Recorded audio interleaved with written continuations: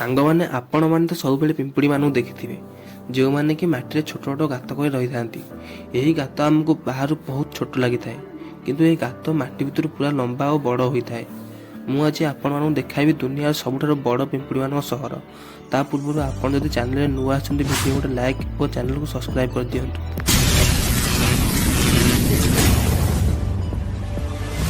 2012 ମସିହାରେ ବୈଜ୍ଞାନିକମାନେ ବ୍ରାଜିଲରେ ଏକ ବହୁ ବଡ଼ ପିମ୍ପୁଡ଼ିମାନଙ୍କ ସହର ଖୋଜି ବାହାର କରିଥିଲେ, ଯେଉଁଥିରେ କି ବୈଜ୍ଞାନିକମାନେ ଲଗାତାର 3 ଦିନ ଧରି ପିମ୍ପୁଡ଼ିମାନଙ୍କ ଗାତରେ 10 ଟନ୍ ସିମେଣ୍ଟ ଢାଳିଥିଲେ।